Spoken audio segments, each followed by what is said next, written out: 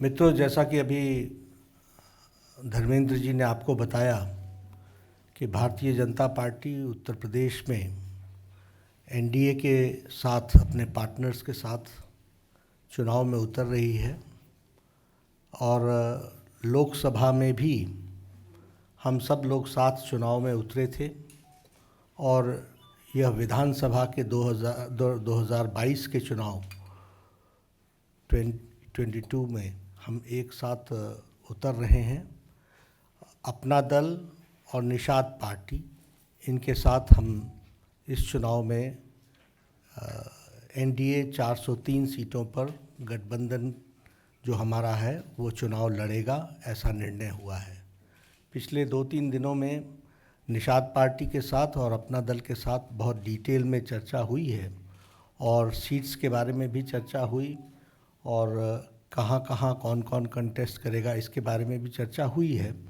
Details हम आपको उसके बारे में बाद में देंगे, लेकिन हम एक साथ चुनाव लड़ रहे हैं 403 सीटों पर।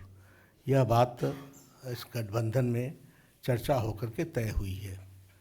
हम सब जानते हैं कि भारतीय जनता पार्टी आदरणीय प्रधानमंत्री श्री मोदी जी के नेतृत्व में देश में एक मंत्र लेकर के चली है, सबका साथ, सबका विकास, सबका विश्वास।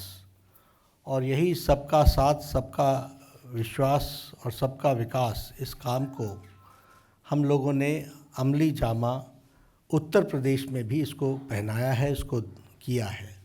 लेटर और स्पिरिट में सबको साथ लेकर के चलने का जो हमारा मंत्र था उसको हम लोगों ने पूरा किया है और उत्तर प्रदेश में डबल इंजन की सरकार ने विकास के नई छलांग लगाई है और उत्तर प्रदेश को एक मोमेंटम दिया है विकास का और सभी समाज के वर्गों को साथ लेकर के चलने का जो प्रण था उसको पूरा किया है।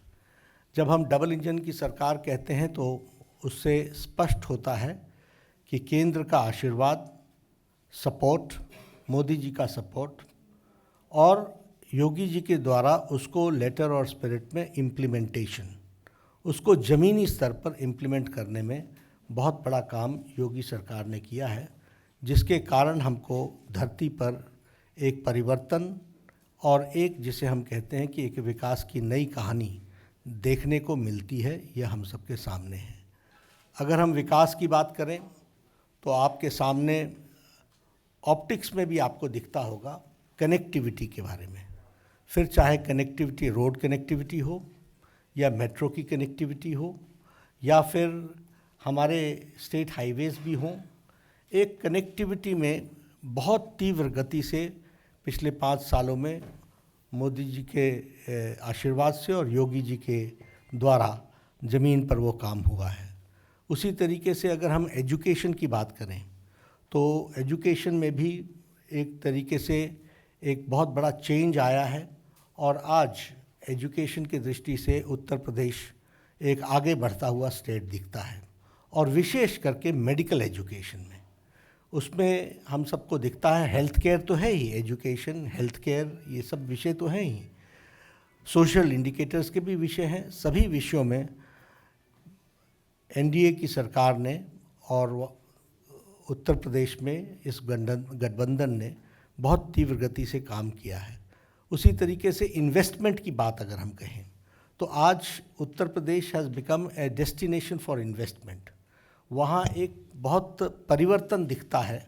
एक समय में जहाँ लोग अपनी इन्वेस्टमेंट्स को वापस ले रहे थे, वहाँ से पलायन कर रहे थे, आज वहाँ इन्वेस्टमेंट का डेस्टिनेशन बना है। तो यह पॉलिटिकल माहौल जो खड़ा हुआ है उसके कारण हुआ है। और विशेष करके जब हम सबका साथ कहते हैं तो गरीब कल्याण, ये हमारा मंत्र रहा और उसको आगे बढ़ाने का काम किया है। फिर उसमें स्कीम्स लाइक उजाला, उज्ज्वला, सौभाग्य, आयुष्मान, ये सारी स्कीम्स उसमें आती हैं।